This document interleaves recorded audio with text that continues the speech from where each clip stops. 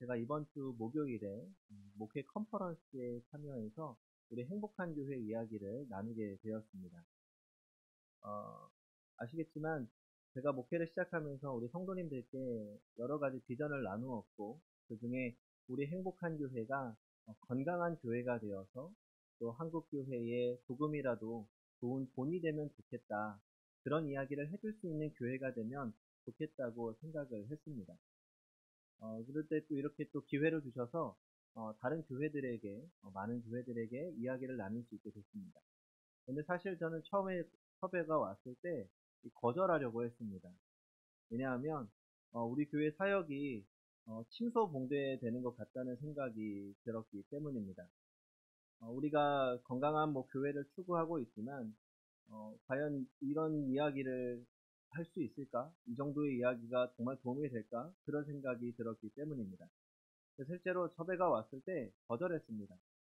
제가 할 이야기가 없을 것 같습니다. 아직 부족합니다. 그런데 이제 설득을 하시더라고요. 제가 전에 다른 교회에서 했던 이야기들을 이미 들어보셨고, 그 정도 이야기만 해주셔도 다른 교회에는 충분히 도움이 된다고 이야기를 해주셔서 이 고민 끝에 그러면 부족하지만 이야기를 나눠보겠다고 말씀을 드렸습니다. 그리고 나서 이번에는 사전 인터뷰를 하더라고요. 제가 다른 이야기를 할까봐 걱정이 되셨는지 교회에 와서 어떤 이야기를 나눌지 한번 인터뷰를 했습니다. 그런데 인터뷰를 하면서 이 컨퍼런스에서 발표할 내용이 좀 바뀌었습니다. 처음에 저에게 섭외가 들어왔을 때는 도시에서 지역사회와 어떻게 건강한 관계를 만들어가고 있는지, 전통적인 기성교회가 어떻게 선교적 교회로 전환되어 가고 있는지, 그런 과정에 대한 이야기를 들어보고 싶어서 이 마을 목회하는 교회로 알고 찾아왔는데, 이제 저희가 추구하고 있는 여러 가지 사역들, 그런 걸 이야기하다 보니까 다른 부분에 더 많은 관심을 보이는 겁니다. 그래서 저 최근에 우리 행복한 교회가 비전으로 삼은 이 링크 처치에 대한 이야기를 들으면서도 너무 매력적으로 생각하고 그 이야기도 해달라고 하더라고요. 특히 인터뷰팀에서 놀랐던 것 중에 하나가 우리 행복한 교회 교역자들의 관계였습니다. 제가 여러 번 말씀드리긴 했지만 아마 성도님들은 피부로 느끼시기 어려울 수 있습니다. 지금 목회자들의 사역 기피 현상이 굉장히 심각합니다. 일부 대형 교회를 제외하고 이 부목사님, 전도사님 구하기가 어렵습니다. 지난주에 한 600명 정도 모이는 교회 목사님이 잠깐 저희 교회를 방문하셨는데, 이 부목사님을 구한다고 공고를 올렸는데 딱 한 명 지원했다고 하더라고요. 그런데 우리 행복한 교회 정말 오래 함께 팀을 이뤄서 사역하고 있지 않습니까? 그 중에서 우리 최명호 목사님, 최보라 전도사님 같은 경우는 이제 10년이 다 되어 갑니다. 그 이야기를 듣고 놀라더라고요. 저희 교회 사역 이야기를 들어보면서 이렇게 교회 사역이 많고 사역의 범위가 다양한데 어떻게 교역자들이 불만 없이 그렇게 함께 할 수 있는지, 이 목회 팀워크에 대한 이야기도 꼭 해달라고 하더라고요. 저도 늘 감사하는 부분이지만 우리 행복한 교회 하나님이 참 사랑하시는 교회라고 생각합니다. 이 교역자 모시기 어려운데 훌륭한 분들 모셔서 팀워크를 잘 이루고 있기 때문입니다. 제가 지금까지 사역을 할 수 있었던 것은 이 좋은 사역자들이 함께 도와주고 있기 때문입니다. 물론 교역자뿐만이 아니죠. 언제나 목회적으로 지지해주고 계시는 우리 당회와 또 기도로 함께 사역하고 기도로 함께 동참해주시는 권사님, 집사님, 성도님들 덕분에 우리 행복한 교회가 하나님께 쓰임받는다고 생각합니다. 한 교회가 건강하게 세워지기 위해서는 어떤 탁월한 목회자, 설교를 잘하는 목회자, 행정력 있는 그런 한 사람이 아니라 교역자, 당회, 재직, 성도들의 하나됨과 그들의 팀워크가 참 중요합니다. 이 영국의 유명한 탐험가 중에 한 사람인 어니스트 세클턴이라고 하는 사람이 있습니다. 그는 BBC 방송국이 지난 1000년 동안 존재했던 탐험가 중에서 크리스토퍼 콜럼버스, 제임스 쿡, 닐 암스트롱, 마르코 폴로에 이어서 5번째로 위대한 탐험가에 꼽았던 사람이죠.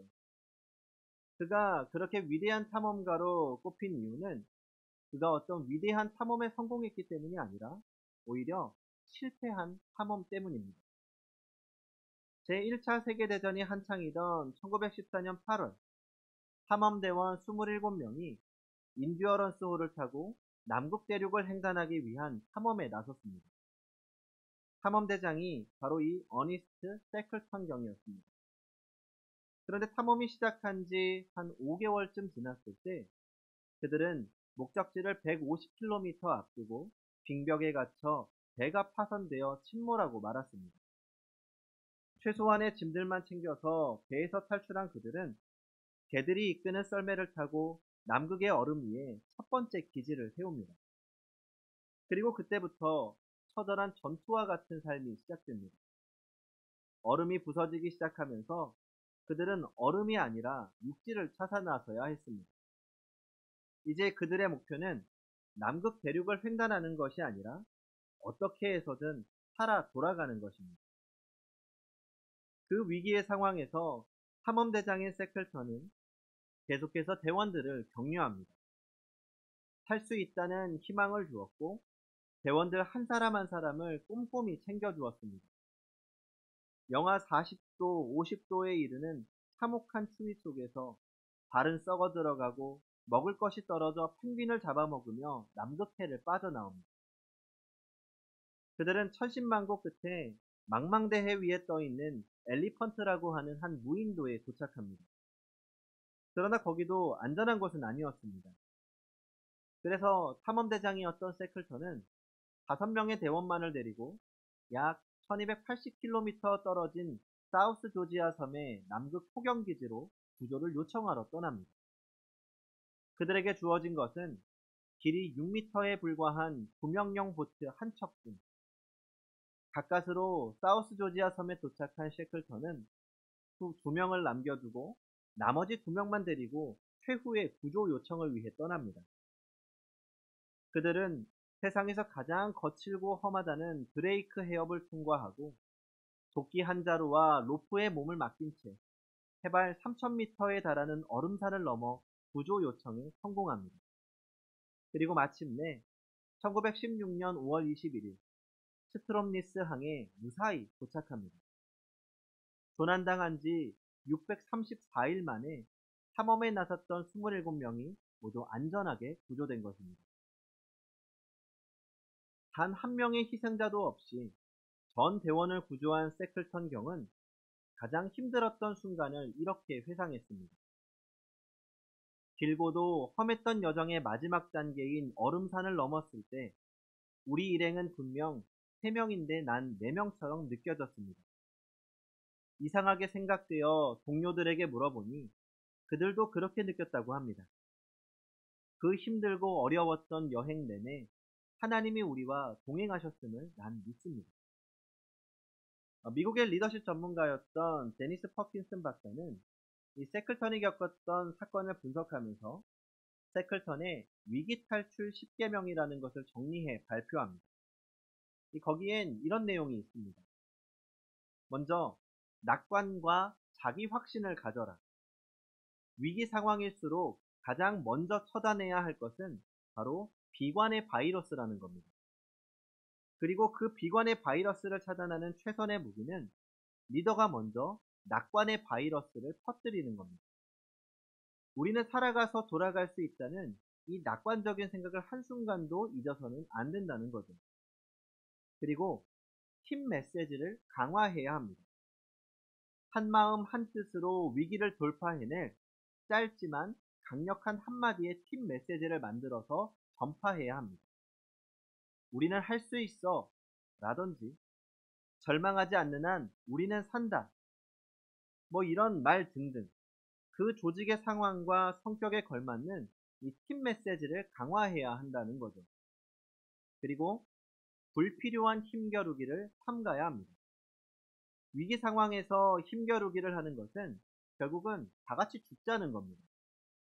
누구의 잘못 때문이라고 비난하지 말고 꼭 잘잘못을 따지려면 위기를 다 같이 극복한 후에 살아난 후에 해도 늦지 않다는 겁니다. 위기 상황에서 서로를 비난하고 책망하는 것은 공멸의 지름길입니다. 그리고 함께 웃을 일을 찾아라. 사소한 것에서부터 함께 웃을 수 있는 일들을 찾아내는 것은 힘든 위기 상황을 이겨내는 데 정말 중요한 것입니다. 이런 말들을 종합해 보면 위기를 만났을 때 탈출할 수 있는 가장 중요한 두 가지 요소는 리더의 리더십과 팀워크이라는 겁니다. 이 팀워크가 깨지면 위기를 극복할 수 없고 결국은 공멸하게 됩니다. 그 사건이 있기 전에 1년 전인 1913년 8월 3일 스테펜슨이라고 하는 사람과 11명의 대원이 함께 칼로코를 타고 북극 지역 탐험에 나섰습니다. 그러나 그들은 안타깝게도 역시 거대한 빙벽에 갇혀 난파되고 말았습니다. 그런데 이들은 고립된 지 수개월 만에 완전히 이기적인 사람들로 변했습니다. 거짓말과 속임수, 약육강식, 이기심, 자기만 살아남기 위해 보여주었던 그들은 결국 모두 차가운 북극의 얼음 속에 죽음을 당하고 말았습니다. 세클턴이 이끌던 27명의 남극 탐험대는 위기의 상황에서 서로를 격려하며 희생정신으로 팀워크를 이루었기 때문에 모두 살아남았지만 거짓말과 속임수, 이기심으로 팀워크가 깨져버린 북극 탐험대는 모두 비참한 최후를 맞아야 했습니다.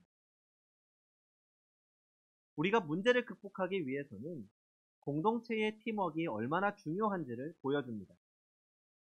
우리가 사는 세상은 결코 홀로 살아가는 세상이 아닙니다. 더불어 살아가는 세상이죠. 더불어 살아가기 위해서 가장 중요한 것은 서로가 한마음이 되어 협력하는 것입니다. 그렇게 협력할 때 아름다운 공동체를 만들 수 있습니다. 성도 여러분, 우리 행복한 교회 믿음의 식구들은 가족 공동체입니다. 하나님의 공동체죠. 하나님을 아버지로 모신 하나님의 자녀들, 하나님을 위해, 하나님을 찬양하기 위해 모인 하나님의 공동체입니다. 이제 우리는 공동체 의식이 있어야 합니다. 하나님께서 행복한 교회에 기대하시는 소명을 잘 이루기 위해서는 우리가 평소에 갖추어야 할 몇 가지 결정적인 요소가 있습니다. 그 첫 번째는 사명감입니다. 이 사명감은 소명감에서 시작됩니다. 이 사명이라는 것이 어떤 일을 위해서 열심히 하는 것이라면 소명감은 그 일을 위해서 내가 하나님의 부르심을 입었다는 이 분명한 자의식을 갖는 겁니다. 내가 맡은 일에 최선을 다하는 것이 사명이라면 자신이 맡겨진 일에 대해 자부심을 갖는 것이 소명감입니다. 자부심이 있는 사람만이 나에게 주어진 일에 최선을 다할 수 있습니다. 이런 이야기가 있습니다. 영국의 문호 셰익스피어가 한 크고 유명한 음식점에 초대를 받아 간 일이 있습니다. 음식점 정원에 들어서자 이 유명한 셰익스피어가 왔다고 많은 사람들이 인사를 하며 반갑게 맞아주었습니다. 음식을 먹고 나갈 때도 많은 사람들이 정원까지 따라와서 배웅을 해주었습니다. 이 셰익스피어가 배웅을 받고 있는 사이에 정원에서 청소하던 한 노인이 한숨을 푹 쉬고 있는 겁니다. 정원을 빠져나가던 셰익스피어가 그 모습을 보고 노인을 위로하기 위해 노인에게 다가가 어깨를 가볍게 쓰다듬으며 물었습니다. 영감님, 무슨 상심된 일이라도 있습니까? 왜 그렇게 한숨을 쉬십니까? 그러자 노인이 대답합니다.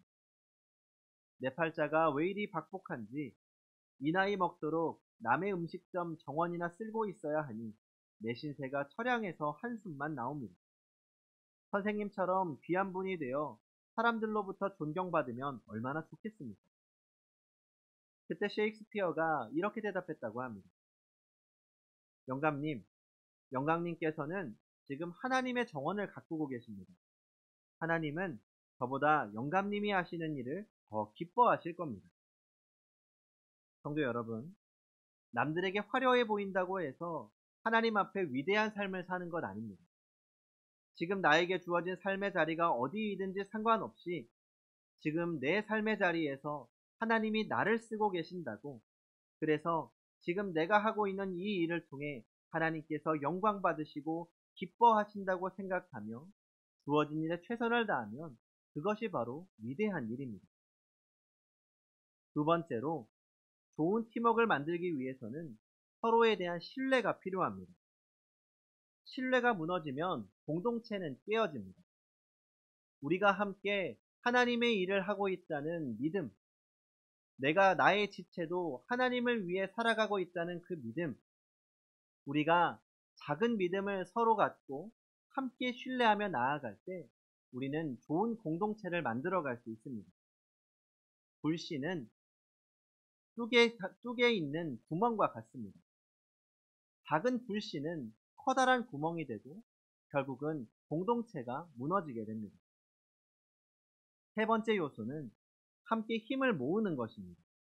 특별히 위기의 순간을 만났을 때 서로 힘을 모아야 위기를 극복할 수 있습니다. 힘을 모아야 새로운 일에 도전하며 열매를 경험할 수 있는 겁니다. 이 오래전에 베스트셀러였던 이 스티븐 코비 박사의 성공하는 사람들의 7가지 습관이라는 책이 있습니다. 아마 한 번쯤 보셨을 것 같습니다. 근데 그 중에서 6번째로 언급된 것이 시너지를 내라 라는 겁니다. 이 시너지 효과라는 건 한마디로 말하면 전체는 부분의 합보다 크다라는 겁니다. 예를 들어서 나에게 1이라는 능력이 있고 다른 사람에게도 1이라는 능력이 있고 또 다른 사람에게도 1이라는 능력이 있다면 이들 셋이 가진 능력을 합할 때 3이지만 그들이 함께 힘을 모았을 때는 3 이상의 힘을 발휘할 수 있다는 겁니다. 그래서 성공하는 사람들은 서로가 가지고 있는 힘들을 모아서 더 큰 힘을 만들어낼 줄 아는 사람이라는 것이죠. 서로 협력해서 힘을 모으면 내가 가지고 있는 능력보다 훨씬 더 큰 일을 한다는 겁니다. 우리 모두 한 사람 한 사람은 하나님께로부터 받은 달란트가 있습니다. 모양도 다르고 크기도 다를 수 있습니다. 그러나 우리 각자의 달란트가 모여서 하나님을 위해서, 교회를 위해서, 이 땅에 하나님의 나라를 이루기 위해서 힘을 모은다면 우리가 상상할 수도 없는 어마어마한 일들을 이루어낼 수 있을 것입니다. 왜냐하면 우리 하나님은 오늘 말씀에서 하시는 것처럼 하나님을 사랑하는 자, 곧 그 뜻대로 부르심을 입은 자들에게는 모든 것이 합력하여 선을 이룬다고 말씀하시기 때문입니다. 하나님은 우리가 서로 합력하여 하나님의 선을 이루어가기를 기대하십니다. 아니 어쩌면 합력하기만 하면 하나님께서 선을 이루어 주신다고 약속하신다는 것이 더 맞습니다. 성령께서 우리의 연약함을 아시고 우리를 위해 기도하심으로 우리를 도우시기 때문입니다. 성도 여러분, 우리 모두가 서로 합력하여 하나님의 선을 이룰 수 있기를 소망합니다. 스위스 제네바 근교에 있는 한 교회에는 지금까지 내려오고 있는 아름다운 전통이 하나 있다고 합니다. 그것은 교인들이 교회에 올 때 모두 집에서 양초를 하나씩 가지고 오는 겁니다. 성탄절야나 통근영신 예배 때처럼 특별한 예배를 드릴 때만 그러는 것이 아니라 매 주일 예배 참석할 때마다 모든 성도님들이 각자 자신의 촛불을 가지고 옵니다. 그래서 교회 벽에 달린 고리에다가 자신이 가지고 온 초를 걸어 놓습니다. 이 교회는 지어진 지가 300년이나 되었는데 예배당 안에 등을 따로 켜지 않았습니다. 교인들이 예배당에 오면서 가지고 온 이 촛불을 벽에 하나씩 하나씩 걸어 놓으면 그 촛불로 인해 예배당은 점점 밝아지게 되고 그 밝아진 예배당 안에서 함께 예배를 드리는 겁니다. 만일 누군가 예배에 참석하지 못했다면 주중에 그 가정을 찾아가서 이렇게 말한다고 합니다. 당신의 촛불이 그리웠어요. 촛불 하나는 이 넓은 공간도 작게나마 비출 수 있습니다. 그러나 교인들 한 명 한 명이 촛불을 모은다면 넓은 교회당은 더 환해질 것이고 더 모인 촛불들은 교회와 마을과 나라를 밝히 비추게 될 것입니다. 하나님은 우리 행복한 교회 성도 한 사람 한 사람에게 아름다운 촛불을 맡기셨습니다. 우리 모두가 촛불처럼 소중합니다. 우리의 작은 빛이 모였을 때 우리 행복한 교회는 더욱 아름답게 빛날 것입니다. 이제 하나님의 부르심을 기억하며 함께 목적지를 향해 가는 교회를 밝게 비추고 하나님의 나라를 밝게 비추는 우리 모두가 되기를 바랍니다. 기도하겠습니다.